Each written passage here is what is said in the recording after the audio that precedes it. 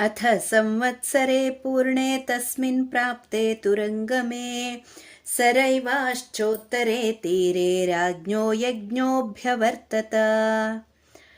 ಸಾಂಗ್ರಹಣೇಷ್ಟಿಯನ್ನು ಮಾಡಿ ಅಶ್ವ ವಿಮೋಚನೆ ಆದ ನಂತರ 1 ವರ್ಷ ಪೂರ್ಣವಾಗುತ್ತೆ. ಸರಯೂ ನದಿಯ ಉತ್ತರ ತೀರದಲ್ಲಿ ರಾಜನು ಯಜ್ಞವನ್ನು ಆರಂಭಿಸ್ತಾನೆ. ಮಹಾತ್ಮನಾದ ದಶರಥನ ಅಶ್ವಮೇಧ ಮಹಾಯಜ್ಞದಲ್ಲಿ ಋಷ್ಯಶೃಂಗನು ಪ್ರಧಾನ ಋತ್ವಿಜನಾಗುತ್ತಾನೆ. ಅವನ ನಿರ್ದೇಶನದಂತೆ ಇತರ ಬ್ರಾಹ್ಮಣರು ಕರ್ಮಗಳನ್ನು ಮಾಡ್ತಾ ಇದ್ದಾರೆ. ವೇದದ ಅರ್ಥವನ್ನು ಪೂರ್ಣವಾಗಿ ತಿಳಿದಂತಹ ಋತ್ವಿಜರು ಯಥಾವಿಧಿಯಾಗಿ ವೈಶ್ವದೇವ ಹೋಮಾದಿ ಕರ್ಮಗಳನ್ನು ಮಾಡ್ತಾರೆ. ಮೀಮಾಂಸಾ ಶಾಸ್ತ್ರಾನುಸಾರವಾಗಿ ಮತ್ತು ಕಲ್ಪಸೂತ್ರಾನುಸಾರವಾಗಿ ಪರಿಕ್ರಮಿಸುತ್ತಿರ್ತಾರೆ. ಬ್ರಾಹ್ಮಣರು ಪ್ರವರ್ಗ್ಯವನ್ನು, ಉಪಸದ ಎಂಬಂತಹ ಯಾಗವನ್ನು ಶಾಸ್ತ್ರವಿಧಿಗೆ ಅನುಸಾರವಾಗಿ ಮಾಡಿ ಶ್ರೌತ ಪ್ರಯೋಗದ ಪ್ರಕಾರ ಮಾಡಬೇಕಾದಂತಹ ಇತರ ವಿಶೇಷ ಕರ್ಮಗಳನ್ನು ಮಾಡಿ ಪೂರೈಸ್ತಾರೆ. ಮುನಿಪುಂಗವರು ಬಹಿಷ್ಠವ ಇತ್ಯಾದಿಗಳಿಂದ ಆಯಾಯ ಕರ್ಮಾಧಿ ದೇವತೆಗಳನ್ನು ಪೂಜಿಸಿ ಪ್ರಾತಃಸವನವೇ ಮೊದಲಾದವುಗಳನ್ನು ಯಥಾವಿಧಿಯಾಗಿ ಮಾಡಿದರು. ಇಂದ್ರನಿಗೆ ನಿರ್ದಿಷ್ಟವಾದಂತಹ ಹೋಮಗಳನ್ನು ವಿಧಿವತ್ತಾಗಿ ಮಾಡಿ ಪೂರೈಸ್ತಾರೆ. ಪಾಪಹರನಾದಂತಹ ಸೋಮರಾಜನನ್ನು ಸ್ತೋತ್ರ ಮಾಡಿದರು ಮತ್ತು ಸೋಮಲತೆಯನ್ನು ಅರಿತಾರೆ. ಅನಂತರ ಮಾಧ್ಯಂದಿನ ಸವನವನ್ನು ಯಥಾಕ್ರಮವಾಗಿ ಮಾಡ್ತಾರೆ.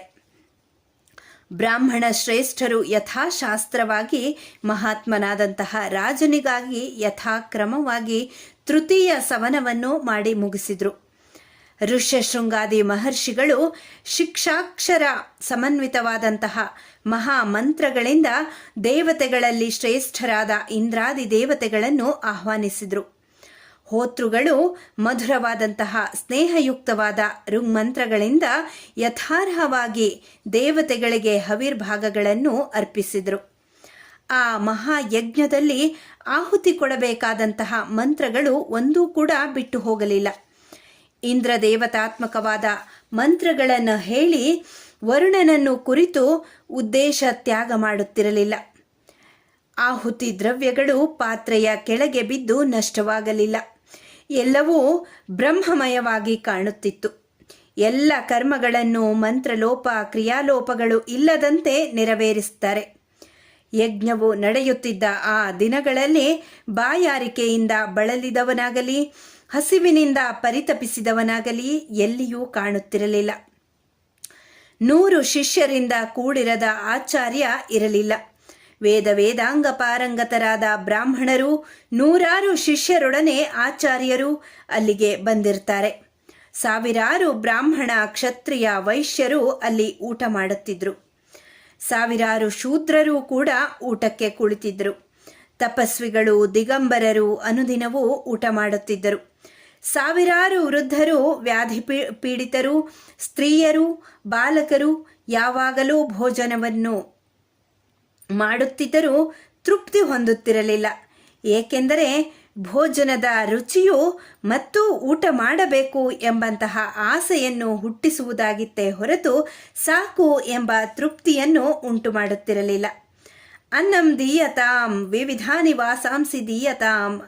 ಹಸಿದು ಬಂದವರಿಗೆ ಅನ್ನ ಹಾಕಿರಿ, ನೂತನ ವಸ್ತ್ರಗಳನ್ನು ಕೊಡಿರಿ ಎಂದು ಪದೇ ಪದೇ ಮಂತ್ರಿಗಳು ಹೇಳುತ್ತಲೇ ಇದ್ದರು. ರಾಜಭಟರು ಅನವರತವಾಗಿ ಅಭ್ಯಾಗತರಿಗೆ ನೂತನ ವಸ್ತ್ರಗಳನ್ನು ಕೊಟ್ಟು ಊಟ ಹಾಕುತ್ತಲೇ ಇದ್ದರು. ಪಾಕಶಾಲೆಯಲ್ಲಿ ದಿನದಿನಕ್ಕೂ ಪರ್ವತೋಪಮವಾದಂತಹ ಅನ್ನರಾಶಿಗಳು ಹೆಚ್ಚುತ್ತಿದ್ದವು. ಪಾಕಶಾಸ್ತ್ರದ ಪ್ರಕಾರ ಸಿದ್ಧವಾದ ಭಕ್ಷ್ಯ, ಭೋಜ್ಯ, ಲೇಹ್ಯ, ಚೋಷ್ಯ, ಪಾನೀಯಗಳು ಯಥೇಚ್ಛವಾಗಿದ್ದವು. ಮಹಾಯಜ್ಞದ ದರ್ಶನಾರ್ಥವಾಗಿ ನಾನಾ ದೇಶಗಳಿಂದ ಆಗಮಿಸಿದ್ದ ಸಾವಿರಾರು ಸ್ತ್ರೀಯರು, ಪುರುಷರು ದಶರಥನ ಅಶ್ವಮೇಧ ಯಜ್ಞವು ನಡೆಯುತ್ತಿದ್ದ ದಿನಗಳಲ್ಲಿ ಸಮೃದ್ಧವಾದ ಅನ್ನಪಾನಾದಿಗಳಿಂದ ತೃಪ್ತಿ ಹೊಂದಿದರು. ಆಗಮಿಸಿದ್ದ ಅತಿಥಿಗಳಿಗೆ ರಾಜಸೇವಕರು ಮಾಡುತ್ತಿದ್ದ ಉಪಚಾರವು ಎಷ್ಟು ಮಾಧುರ್ಯದಿಂದ ಕೂಡಿತ್ತೋ ಅನ್ನಪಾನೀಯಗಳು ಅಷ್ಟೇ ರುಚಿಕರವಾಗಿದ್ದವು. ರಾಜಭಟರು ನಯ ವಿನಯಾನ್ವಿತರಾಗಿ ಅತಿಥಿಗಳಿಗೆ ಉಪಚಾರವನ್ನು ಮಾಡಿಸ್ತಾ ಇದ್ರು. ಮಾಡ್ತಾ ಇದ್ರು. ಪಾಕಶಾಸ್ತ್ರಾನುಸಾರವಾಗಿ ಸಿದ್ಧಪಡಿಸಿದ್ದಂತಹ ಅನ್ನ, ಪಾನೀಯ, ಭಕ್ಷ್ಯ, ಭೋಜ್ಯಗಳು ಹೆಚ್ಚು ರುಚಿಕರವಾಗಿದ್ದವು. ದಶರಥನ ಯಾಗದ ಸಮಯದಲ್ಲಿ ಭೋಜನ ಮಾಡಿ ಬ್ರಾಹ್ಮಣರು ಅಹೋ ತೃಪ್ತಾ ಸ್ಮ, ತೃಪ್ತರಾಗಿದ್ದೇವೆ, ಭದ್ರಂತೆ ಭವತು, ನಿನಗೆ ಮಂಗಳವಾಗಲಿ ಎಂದು ಮತ್ತೆ ಮತ್ತೆ ಪ್ರಶಂಸೆ ಮಾಡ್ತಾ ಇದ್ರು. ಅವರ ಪ್ರಶಂಸೆಯನ್ನು ರಾಜನು ಕೇಳಿಸಿಕೊಳ್ತಾ ಇದ್ದ. ಅಲಂಕೃತರಾದ ಶುಚೀಭೂತರಾದ ಪರಿಚಾರಕರು ಬ್ರಾಹ್ಮಣರಿಗೆ ಬಡಿಸುತ್ತಿದ್ದರು. ಬಹುಮೂಲ್ಯವಾದಂತಹ ಮತ್ತು ರತ್ನ ಖಚಿತವಾದ ಕರ್ಣಕುಂಡಲಗಳನ್ನು ಧರಿಸಿದ್ದ ಕೆಲವು ಪರಿಚಾರಕರು ಊಟ ಮಾಡುವಾಗ ಪಕ್ಕದಲ್ಲಿ ನಿಂತು ಬೀಸಣಿಗೆಗಳಿಂದ ಬೀಸುತ್ತಾ ಉಪಚರಿಸುತ್ತಿದ್ದರು. ಒಂದು ಸವನವಾದ ನಂತರ ಮತ್ತೊಂದು ಸವನವು ಪ್ರಾರಂಭವಾಗುವವರೆಗೆ ಇರುವ ವಿರಾಮ ಕಾಲದಲ್ಲಿ ಧೀಮಂತರಾದ ವಾಗ್ಮಿಗಳಾದ ಋತ್ವಿಜರು ಒಬ್ಬರು ಮತ್ತೊಬ್ಬರನ್ನು ಜಯಿಸುವ ಆಶಯದಿಂದ ವಾಕ್ಯಾರ್ಥಗಳನ್ನು ಮಾಡುತ್ತಿದ್ದರು. ಯಜ್ಞಕರ್ಮದಲ್ಲಿ ಕುಶಲರಾದ ಬ್ರಾಹ್ಮಣರು ಅಶ್ವಮೇಧ ಯಾಗ ಕಾಲದಲ್ಲಿ ಅನುದಿನವೂ ಹೋಮಾದಿ ದೈವತ ಕ್ರಿಯೆಗಳನ್ನು ಯಥಾಶಾಸ್ತ್ರವಾಗಿ ಮತ್ತು ವೃದ್ಧರಿಂದ ನಿರ್ದೇಶಿತರಾಗಿ ಮಾಡುತ್ತಿದ್ದರು. ರಾಜನ ಅಶ್ವಮೇಧ ಯಾಗದಲ್ಲಿ ಭಾಗವಹಿಸಿದ್ದಂತಹ ಋತ್ವಿಜರಲ್ಲಿ ಒಬ್ಬನಾದರೂ ಷಡಂಗಯುಕ್ತವಾದ ವೇದಾಧ್ಯಯನವನ್ನು ಮಾಡಿದವನು ಇರಲಿಲ್ಲ. ವ್ರತ ಕರ್ಮಾನುಷ್ಠಾನಗಳಿಲ್ಲದವನು ಇರಲಿಲ್ಲ. ಹೆಚ್ಚು ಶಾಸ್ತ್ರಗಳನ್ನು ತಿಳಿಯದೇ ಇರುವವನು ಕೂಡ ಇರಲಿಲ್ಲ. ವಾದ ಕುಶಲನಲ್ಲದವನು ಇರಲಿಲ್ಲ. ಅಲ್ಲಿ ಭಾಗವಹಿಸಿದ್ದಂತಹ ಋತ್ವಿಜರೆಲ್ಲರೂ ವೇದಾಂಗ ಪಾರಂಗತರಾಗಿದ್ದರು. ವ್ರತ ಕ್ರಮಾನುಷ್ಠಾನ ಉಳ್ಳವರಾಗಿದ್ದರು. ವೇದಾಧ್ಯಯನದ ಜೊತೆಗೆ ಸಕಲ ಶಾಸ್ತ್ರ ಪರಿಣಿತರು ಮತ್ತು ವಾಕ್ಯಾರ್ಥ ಮಾಡುವುದರಲ್ಲಿ ಕುಶಲರೂ ಆಗಿದ್ದರು. 6 ಬಿಲ್ವಯೂಪಗಳು, ಅವುಗಳ ಜೊತೆಯಲ್ಲಿಯೇ 6 ಖಾದಿರ ಯೂಪಗಳು ಸ್ಥಾಪಿತವಾಗುತ್ತವೆ. ಮತ್ತೊಂದೆಡೆಯಲ್ಲಿ ಪಲಾಶ ಅಥವಾ ಮುತ್ತುಗದ ಯೂಪಗಳು ಸ್ಥಾಪಿತವಾದವು. ರಾಜ್ಯುದಾಲ ವೃಕ್ಷದ 1 ಯೂಪವು, ದೇವದಾರು ಮರದ 2 ಯೂಪಗಳು ಸ್ಥಾಪಿತವಾದವು. ರಾಜ್ಯುದಾಲ ಮುಗ್ನಿಷ್ಠಂ ಮಿನೋತಿ ಪೌತುದ್ರವಾಭಿತೋ ಭವತಃ ಎಂಬ ಶ್ರುತಿ ವಚನದಂತೆ ರಾಜ್ಯುದಾಲ ಎಂದರೆ ಶ್ಲೇಷ್ಮಾತಕ ಯೂಪವು ಮಧ್ಯದಲ್ಲಿ ಇತ್ತು. ಪೌತುದ್ರವ ಎಂದರೆ 2 ದೇವದಾರು ಯೂಪಗಳು ಶ್ಲೇಷ್ಮಾತಕ ಯೂಪದ ಪಕ್ಕದಲ್ಲಿ ಇರ್ತವೆ. ಶ್ಲೇಷ್ಮಾತಕವು ಅಗ್ನಿಸ್ಥಾನವಾದ ವೇದಿಯಲ್ಲಿ ಇತ್ತು. ಶ್ಲೇಷ್ಮಾತಕದ ದಕ್ಷಿಣೋತ್ತರ ದಿಕ್ಕುಗಳಲ್ಲಿ ದೇವದಾರು ಯೂಪಗಳಿದ್ದವು. ಆ 3 ಯೂಪಗಳ ದಕ್ಷಿಣ ದಿಕ್ಕಿನಲ್ಲಿ 3 ಬಿಲ್ವಯೂಪಗಳು ಮತ್ತು 3 ಖಾದಿರ ಯೂಪಗಳು, ಉತ್ತರ ದಿಕ್ಕಿನಲ್ಲಿ 3 ಬಿಲ್ವಯೂಪಗಳು ಮತ್ತು 3 ಖಾದಿರ ಯೂಪಗಳು ಇದ್ದವು. ಆ 15 ಯೂಪಗಳ ಉತ್ತರದಲ್ಲಿ 3 ಪಲಾಶಯೂಪಗಳು, ದಕ್ಷಿಣದಲ್ಲಿ 3 ಪಲಾಶಯೂಪಗಳು ಇರ್ತವೆ. ಈ ರೀತಿಯಾಗಿ 21 ಯೂಪಗಳನ್ನು ಸ್ಥಾಪಿಸಿದ್ದರು. ಯೂಪಗಳು 2 ತೋಳುಗಳನ್ನು ನೀಡಿದರೆ ಸ್ಪರ್ಶವಾಗುವ 1 ಮಾರು ಅಂತರದಲ್ಲಿ ಇದ್ದವು. ಆ ಯೂಪಗಳು ಶಾಸ್ತ್ರಜ್ಞರಾದ ಯಜ್ಞ ಪ್ರಕ್ರಿಯೆಗಳನ್ನು ಪೂರ್ಣವಾಗಿ ತಿಳಿದವರಿಂದ ಮಾಡಲ್ಪಟ್ಟಿದ್ದವು. ಯಜ್ಞಭೂಮಿಯ ಶೋಭಾರ್ಥವಾಗಿ ಯೂಪಗಳು ಸ್ವರ್ಣಮಯವಾದ ಪೀತಾಂಬರಗಳಿಂದ ಅಲಂಕೃತವಾಗಿದ್ದವು. ಹಿಂದೆ ಹೇಳಿದಂತೆ 21 ಯೂಪಗಳನ್ನು ಸ್ಥಾಪಿಸಲಾಗಿತ್ತು. ಪ್ರತಿಯೊಂದು ಯೂಪವು ಶ್ರುತ್ಯನುಸಾರವಾಗಿ 21 ಅರತ್ನಿ ಪರಿಮಿತವಾಗಿದ್ದವು. 21 ಯೂಪಗಳು 21 ದಿವ್ಯಾಂಬರಗಳಿಂದ ಅಲಂಕರಿಸಲ್ಪಟ್ಟಿದ್ದವು. ಯೂಪಗಳು ಯಥಾಶಾಸ್ತ್ರವಾಗಿ ಸ್ವಲ್ಪವಾದರೂ ನ್ಯೂನಾತಿರೇಕಗಳು ಇಲ್ಲದಂತೆ, ಭಿನ್ನತೆ ಇಲ್ಲದಂತೆ ಶುಲ್ಬಶಾಸ್ತ್ರ ವಿಶಾರದರಿಂದ ಚೆನ್ನಾಗಿ ಮಾಡಲ್ಪಟ್ಟಿದ್ದವು. ಎಲ್ಲವೂ ಗಟ್ಟಿಯಾಗಿದ್ದವು. ಅಷ್ಟಕೋಣಗಳಿಂದ ಯುಕ್ತವಾಗಿದ್ದವು.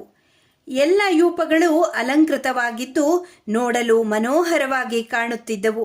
ದಿವ್ಯಾಂಬರಗಳಿಂದ ಆಚ್ಛಾದಿತವಾಗಿದ್ದಂತಹ ಯೂಪಗಳು ಪುಷ್ಪಮಾಲೆಗಳಿಂದಲೂ ಚಂದನಾದಿಗಳಿಂದಲೂ ಅಲಂಕರಿಸಲ್ಪಟ್ಟು ದೀಪ್ತಿಮಂತರಾದ ಸಪ್ತರ್ಷಿಗಳು ಆಕಾಶದಲ್ಲಿ ದಿವ್ಯ ತೇಜಸ್ಸಿನಿಂದ ಪ್ರಕಾಶಿಸುವಂತೆ ಪ್ರಕಾಶಿಸಿದವು.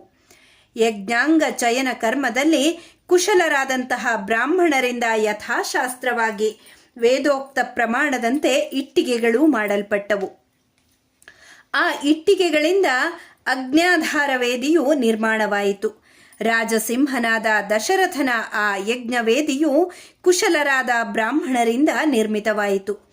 ಆ ವೇದಿಯು ಸುವರ್ಣ ಪಕ್ಷಗಳುಳ್ಳ ಗರುಡ ಪಕ್ಷಿಯ ಆಕಾರ ಉಳ್ಳದಾಗಿ ತ್ರಿಗುಣ ಪ್ರಸ್ತಾರವುಳ್ಳ, ಎಂದರೆ ಪ್ರಕೃತಿಯಾದ ಅಗ್ನಿಷ್ಟೋಮದಲ್ಲಿರುವಂತಹ 6 ಪ್ರಸ್ತಾರಗಳಿಗೆ 3ರಷ್ಟು ವಿಸ್ತಾರವುಳ್ಳಂತಹ 18 ಪ್ರಸ್ತಾರಾತ್ಮಕವಾಗಿಯೂ ಇತ್ತು.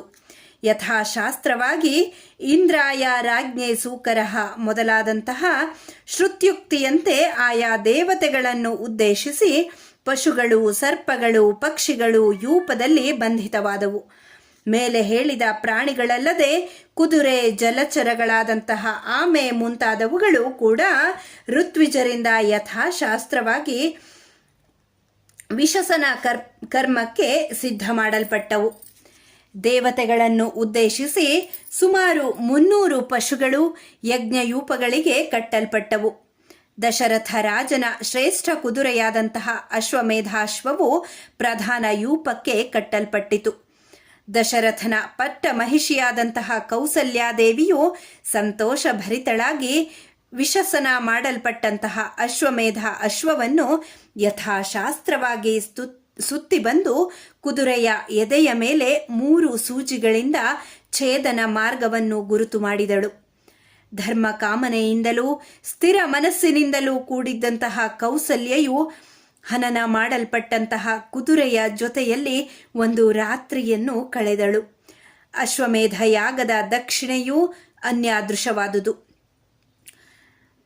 ಕ್ಷತ್ರಿಯನಿಗಿರುವ ಪಟ್ಟಮಹಿಷಿ, ವಾಮಾತ, ಪರಿವೃತ್ತಿ, ಪಾಲಾಕಲಿ ಎಂಬ 4 ಪತ್ನಿಯರನ್ನು ಅನುಕ್ರಮವಾಗಿ ಪಟ್ಟ ಮಹಿಷಿಯನ್ನು ಬ್ರಹ್ಮನಿಗೂ, ವಾವಾತೆಯನ್ನು ಹೋತೃವಿಗೂ, ಪರಿವೃತ್ತಿಯನ್ನು ಉದ್ಗಾತೃವಿಗೂ, ಪಾರಾವೃತ್ತಿಯನ್ನು ಅಧ್ವರ್ಯುವಿಗೂ ದಾನ ಮಾಡಬೇಕು. ಅಶ್ವಮೇಧದಲ್ಲಿ ರಾಜನು ಕೊಟ್ಟ ಆ ಮಹಾ ದಕ್ಷಿಣೆಯನ್ನು ಬ್ರಹ್ಮ, ಹೋತ, ಅಧ್ವರ್ಯು,